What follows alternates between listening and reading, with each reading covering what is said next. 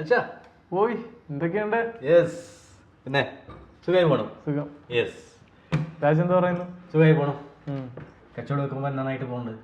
എന്തൊക്കെയുണ്ട് അജിഷയുടെ വിശേഷം? നല്ല വിശേഷം. നല്ല ഓക്കെ ഓക്കെ ഗുഡ് ഗുഡ്. എങ്ങനെയുണ്ട്? സെയിലൊക്കെ എങ്ങനെയുണ്ട്? സെയിൽസ് ഒക്കെ നല്ല അടിപൊളിയാണ്. ഏകദേശം ഡെയിലി ഒരു 5 ലക്ഷം സെയിൽസ് ഉണ്ട്. എവിടെ നമ്മുടെ കറക്റ്റ് സൂപ്പർ മാർക്കറ്റിന്റെ ലൊക്കേഷൻ എവിടെ ആയിരുന്നു? ഏകദേശം നമ്മുടെ മാർക്കറ്റിന്റെ ലെഫ്റ്റ് സൈഡിലെ തന്നെ അവിടുത്തെ ഹോസ്പിറ്റൽ ഇല്ലേ, നേരെ ഓപ്പോസിറ്റ്. Land mark വടക്കേക്കരയല്ലേ? അതെ, വടക്കേക്കര തന്നെ. ഓക്കെ. പിന്നെ എന്തൊക്കെയുണ്ട് വിശേഷങ്ങൾ? ഏകദേശം എനിക്ക് ഡെയിലി സെയിൽസ് എനിക്ക് ഒരു 5 lakhs ഉണ്ട്. വാക്കിൻസ് ഏകദേശം ഒരു 400-300 വാക്കിൻസ്. എങ്ങനെയുണ്ട് ആവറേജ് ബിൽ വാല്യൂ? അപ്പോൾ എത്ര വരുന്നുണ്ട് ആവറേജ് ബിൽ വാല്യൂ? അതെന്താ ആവറേജ് ബിൽ വാല്യൂ എന്ന് പറയുമ്പോൾ നിങ്ങൾ പറഞ്ഞത് തന്നെയാണ് അതിന്റെ കാൽക്കുലേഷൻ. അതായത് ടോട്ടൽ സെയിൽസ് നിങ്ങൾ പറഞ്ഞു, അതോടൊപ്പം തന്നെ നിങ്ങൾ പറഞ്ഞതാണ് നമ്പർ ഓഫ് വാക്കിൻസ്. അതെ, ടോട്ടൽ സെയിൽസിന് നമ്മൾ നമ്പർ ഓഫ് വാക്കിൻസ് കൊണ്ട് ഡിവൈഡ് ചെയ്യുമ്പോഴാണ് നമുക്ക് ആവറേജ് ബിൽ വാല്യൂ അല്ലെങ്കിൽ ആവറേജ് ടിക്കറ്റ് സൈസ് എന്ന് പറയും. അത് കിട്ടുന്നത്. സോ അത് ശ്രദ്ധിക്കുന്ന കാര്യമുണ്ടോ? അത് പിന്നെ നമ്മളിപ്പോൾ 100-300 പേര് വരുന്നെന്ന് പറഞ്ഞല്ലേ, അപ്പൊ നമുക്ക് മാക്സിമം വരുന്നവരെ കൂടുതൽ പർച്ചേസ് ചെയ്യിപ്പിക്കാൻ പറ്റണമല്ലോ. ആവറേജ് ഇപ്പൊ 500 രൂപയ്ക്ക് വാങ്ങിക്കുന്ന ഒരാളെ കൊണ്ട് എങ്ങനെ 550 രൂപയ്ക്ക് വാങ്ങിപ്പിക്കാം, അല്ലെങ്കിൽ 600 രൂപയ്ക്ക് വാങ്ങിപ്പിക്കാം. അപ്പൊ ആ സെയിൽ കൂട്ടണമെങ്കിൽ ഓരോ കസ്റ്റമറിന്റെ ആവറേജ് ബിൽ വാല്യൂ നമ്മൾ നോക്കിയിട്ട് അതിനനുസരിച്ച് നമുക്ക് അതിനെ സ്കെയിൽ ചെയ്യുന്നതിന് വേണ്ടി, അല്ലെങ്കിൽ നമുക്ക് അതിന്റെ മേളിലേക്ക് ഒന്ന് ഇൻക്രീസ് ചെയ്യുന്നതിന് വേണ്ടിയിട്ട് എന്തൊക്കെ ഡിസ്കൗണ്ട്സ് നമുക്ക് അത് വർക്ക്ഔട്ട് ചെയ്യാം. അപ്പൊ നമുക്ക് അതിനനുസരിച്ച് പ്ലാൻ ചെയ്യാൻ പറ്റും. കാരണം നമ്മൾ മാർക്കറ്റ് ചെയ്ത് ഇനിയും ഒരു ട്രാഫിക്കിനെ കൊണ്ടുവരിക എന്നുള്ളത് പ്രാക്ടിക്കലി അതിനകത്തൊരു ചാലഞ്ച്. പക്ഷെ വരുന്നവരെ പ്രോപ്പറായിട്ട് നമുക്ക് മാനേജ് ചെയ്യാലേക്ക് കേറ്റർ ചെയ്യാൻ പറ്റുവാണെങ്കിൽ വലിയൊരു അഡ്വാൻറ്റേജ് ആയിരിക്കും. സൂപ്പർ മാർക്കറ്റ് ഉണ്ടല്ലോ ഇപ്പം, പിന്നെ ഓൺലൈൻ ആണ്. ഞാൻ അതൊന്നുമല്ല ആക്ച്വലി ഇവിടെ വന്നത്. ഞാൻ ഇത് ഈ ഒരു ബോട്ടിൽ കാണിക്കുള്ള. അതെ, ഞാൻ ആക്ച്വലി കഴിഞ്ഞ ഒരു 3 മാസം മുന്നേ ഞാൻ ചൈനയിൽ പോയിട്ടുണ്ടായിരുന്നു. അപ്പൊ അവിടെ ഒരു സപ്ലയർ ആയിട്ട് കോൺടാക്ട് ചെയ്തിട്ട് എനിക്ക് ഞാൻ ഒരു ബൾക്കായിട്ട് ഒരു 20 feet കണ്ടെയ്നർ ഞാൻ ഇമ്പോർട്ട് 20 feet കണ്ടെയ്നർ എന്റെ സൂപ്പർ മാർക്കറ്റിൽ സെയിൽ ചെയ്യാം. എങ്ങനെയുണ്ട് ലാൻഡിങ്? എത്രയാണ് കിട്ടി? എനിക്ക് ഒരു പെർ പീസ് ഞാൻ അവരുടെ നെഗോഷിയേറ്റ് ചെയ്യുമ്പോൾ എനിക്ക് ഒരു 100 rupees കിട്ടി. ഞാനൊരു 20% മാർജിൻ വെച്ചിട്ട് എന്റെ സൂപ്പർ മാർജിൻ എങ്ങനെ? മാർക്കപ്പ് ആണോ മാർക്ക് ഡൗൺ ആണോ? മാർക്കപ്പും മാർക്ക് ഡൗൺ ആണോ? അതെന്താ? അല്ല, നിങ്ങൾ പറഞ്ഞപ്പോ അത് അറിയുന്നതിന് വേണ്ടി ചോദിച്ചതാ. കേട്ടിട്ടില്ലല്ലേ? കേട്ടിട്ടില്ല. എന്താണത് മാർക്കപ്പും മാർക്ക് ഡൗൺ? സിമ്പിൾ ആയിട്ട് നിങ്ങൾ സൂപ്പർ മാർക്കറ്റുകാരെ സംബന്ധിച്ചിടത്തോളം നിങ്ങൾ മാർക്ക് ഡൗണിലായിരിക്കണം നിങ്ങളുടെ മാർജിൻ നിങ്ങൾ കൺസിഡർ ചെയ്യേണ്ടത്. കാരണം ഇപ്പൊ 20 എന്ന് പറഞ്ഞു, 20 എന്ന് പറഞ്ഞൊരു സാധനം നിങ്ങൾക്ക് മാർജിൻ കിട്ടിയപ്പോൾ ഈ മാർജിനിൽ നിന്നാണ് നിങ്ങൾ ഡിസ്കൗണ്ട് കൊടുക്കുക. അതെ, കസ്റ്റമർ നിങ്ങൾ ഡിസ്കൗണ്ട് കൊടുക്കുക. Say for example 20% margin mark ഡൗണിലാണ് കിട്ടിയെന്ന് വിചാരിച്ചു. 5% ആണ് ഈ ഒരു പെർ പീസ് പ്രൊഡക്റ്റിൽ നിങ്ങൾ ഡിസ്കൗണ്ട് ഇട്ടിരിക്കുന്നത് വിചാരിച്ചു. മാർജിൻ നിങ്ങൾക്ക് 15% ആയിരിക്കും കിട്ടുന്നത്. 20 - 5 എന്നുള്ള രീതിയിൽ സിമ്പിൾ ഒരു കാൽക്കുലേഷൻ. അപ്പോൾ ഇത് മാർക്ക് അപ്പിലാണെങ്കിൽ നിങ്ങൾക്ക് 20 കിട്ടിയതെങ്കിൽ നിങ്ങൾ ഡിസ്കൗണ്ട് കൊടുക്കുമ്പോൾ മാർക്കപ്പിൽ 20 കിട്ടിയതിന് മാർക്ക് ഡൗണിൽ 16% വരത്തുള്ളൂ. അപ്പോൾ 16 - 5 എന്ന് പറയുമ്പോൾ ഏകദേശം 15% മാർജിൻ കിട്ടുന്നുള്ളൂ. ഈ ഒരു കാര്യം ശ്രദ്ധിക്കണം. കാരണം ഇതിൻ്റെ ഒരു സിമ്പിൾ കാൽക്കുലേഷൻ പറഞ്ഞുതരാം. ലാൻഡിങ് 100 രൂപ എന്ന് പറഞ്ഞു. അതായത് ഈ സാധനം നിങ്ങൾക്ക് വാങ്ങിക്കാൻ വന്ന കോസ്റ്റ്, പർച്ചേസ് കോസ്റ്റ് 100 രൂപ എന്ന് പറഞ്ഞു. 20 രൂപ മാർജിൻ എന്ന് നിങ്ങൾ പറഞ്ഞു. 20%. അപ്പം ലാൻഡിങ് 100 ആയതാണ് നിങ്ങൾക്ക് ഇതിനകത്ത് കിട്ടിയ മാർജിൻ 20% ആണ്. അപ്പം 20 രൂപയെന്ന് കൂട്ടിക്കും. അപ്പം 20 രൂപ അതിനകത്തേക്ക് കൂട്ടുമ്പോൾ സെല്ലിംഗ് പ്രൈസ് അല്ലെങ്കിൽ MRP റേറ്റ് എന്ന് പറയുന്നത് നിങ്ങൾക്ക് വന്നിരിക്കുന്നത് 120 രൂപയായിരിക്കും.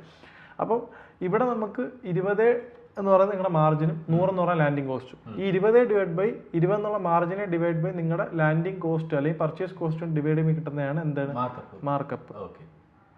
ഇനി മാർക്ക് ഡൗൺ എന്ന് പറഞ്ഞു കഴിഞ്ഞാൽ നിങ്ങളുടെ 20% ആണ്, അല്ലെങ്കിൽ 20 റുപ്പീസാണ് മാർജിൻ എന്ന് കൂട്ടിക്കും. സെല്ലിംഗ് പ്രൈസ് 120 ആണ്. അങ്ങനെ ചെയ്യുമ്പോൾ കിട്ടുന്നതാണ് മാർക്ക് ഡൗൺ. ഈ മാർക്ക് ഡൗൺ തന്നെ നമ്മൾ ഗ്രോസ് പ്രോഫിറ്റിന്റെ സെയിം കാൽക്കുലേഷൻ ആണ്. നമ്മൾ ഫൈനാൻഷ്യൽ സ്റ്റേറ്റ്മെന്റിൽ വരുന്ന ഗ്രോസ് പ്രോഫിറ്റിന്റെ സെയിം കാൽക്കുലേഷൻ ആണ് വരുന്നത്. അപ്പം ഇവിടെ നമ്മൾ ഈ 20 ഡിവൈഡ് ബൈ നിങ്ങളുടെ 20 എന്നുള്ള മാർജിനെ ഡിവൈഡ് ബൈ 120 എന്നുള്ള സെല്ലിംഗ് പ്രൈസ് ഡിവൈഡ് ചെയ്യുമ്പോൾ കിട്ടുന്ന മാർക്ക് ഡൗണിൽ നിങ്ങൾക്ക് മാർജിൻ വരുന്ന ഏകദേശം 16% വരത്തുള്ളൂ. അപ്പം നിങ്ങൾ ഡിസ്കൗണ്ട് കൊടുക്കുമ്പോൾ എങ്ങനെയാണ് കൊടുക്കുന്നത്? നിങ്ങളുടെ സെല്ലിംഗ് പ്രൈസിൽ നിന്ന് എത്ര രൂപ എനിക്ക് കുറയ്ക്കാൻ പറ്റും? 5 രൂപ നിങ്ങൾ കുറച്ചെന്ന് ചോദിച്ചു. സെല്ലിംഗ് പ്രൈസ് 120 രൂപയാണ്. അപ്പോൾ 120 നിങ്ങൾ കുറയ്ക്കുമ്പോൾ നിങ്ങളുടെ മാർജിനോടെ കുറയുവാണല്ലോ.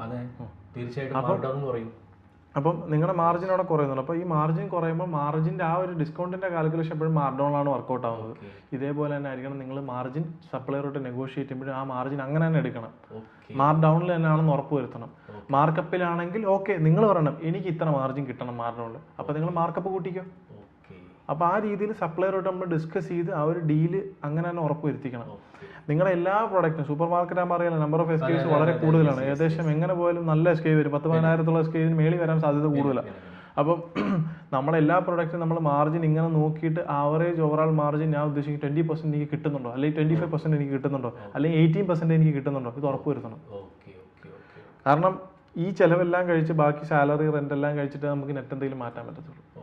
അല്ലെങ്കിൽ നിങ്ങൾക്ക് ഇതിനെ പെട്ടെന്ന് ബ്രേക്ക് ഇവൻ ആക്കാൻ പാടായിരിക്കും. കാരണം നിങ്ങൾ ആദ്യം പറഞ്ഞതുപോലെ തന്നെ സൂപ്പർ മാർക്കറ്റിൽ ഇപ്പം നല്ല കോമ്പറ്റീഷനാണ്. ഇ കൊമേഴ്സും കുക്ക് കൊമേഴ്സും ഒക്കെ വന്നപ്പോഴത്തേക്കും വളരെയധികം കോമ്പറ്റീഷൻ. അപ്പം നമ്മൾ ഏറ്റവും പെട്ടെന്ന് തന്നെ നമുക്ക് ഇതിനെ പ്രോഫിറ്റബിൾ ആക്കാൻ നോക്കുമോ. അപ്പം മാർജിൻ എപ്പോഴും മാർക്ക്ഡൗൺ തന്നെ നോക്കും.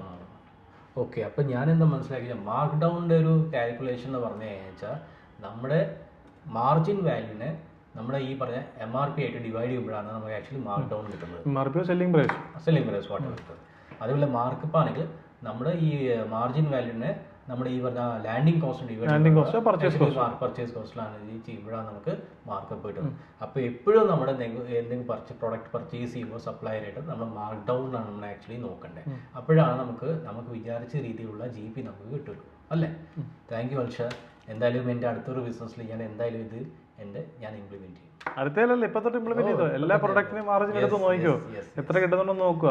നമ്മുടെ മനസ്സിൽ നമ്മൾ വിചാരിക്കും 12 ശതമാനം 20 ശതമാനം കിട്ടുന്നുണ്ട്. ആക്ച്വലി നിങ്ങളെല്ലാം മാർക്കപ്പിലാണ് കാൽക്കുലേറ്റ് ചെയ്ത് വെച്ചിട്ടുണ്ടെങ്കിൽ നിങ്ങൾക്ക് നല്ല മാർജിൻ കുറവായിരിക്കാം. അതായിരിക്കാം നിങ്ങൾക്ക് ഇപ്പൊ ക്യാഷ് ഫ്ലോ നിങ്ങൾക്ക് ഒരു ക്രഞ്ച് വരാത്തോണ്ട് ഓടി പോകുന്നത്. ഇത് എവിടെയെങ്കിലും ടൈറ്റ് ആകുമ്പോൾ നിങ്ങൾ ബുദ്ധിമുട്ടാൻ തുടങ്ങും. അല്ലാതെ നിങ്ങൾക്ക് ഫണ്ട് കയ്യിലുള്ളത് കൊണ്ടാണ്. അല്ലെങ്കിൽ സെയിൽ നല്ല ഇപ്പോൾ അത്യാവശ്യം സെയിൽ ഉണ്ടെന്ന് പറഞ്ഞല്ലോ. 5 ലാഖിന്റെ സെയിൽ ഇപ്പോൾ അറൗണ്ട് 60 ലാക്സിന്റെ ബിസിനസ് ചെയ്യുന്നുണ്ട്. അപ്പോൾ മാർജിൻ ഉറപ്പായിട്ട് എനിക്ക് ഇത്ര കിട്ടുന്നുണ്ടോ നോക്കുക. അത് ബിസിനസ് ചെയ്യുമ്പോൾ നമുക്ക് അതിനകത്ത് പ്രോഫിറ്റബിലിറ്റി കൊമേഴ്ഷ്യലൈസേഷൻ ആണല്ലോ അതിന്റെ അൾട്ടിമേറ്റ് പർപ്പസ്. അപ്പോൾ നോക്കുക, അത്രേ ഉള്ളൂ. Okay, thank you Valsa.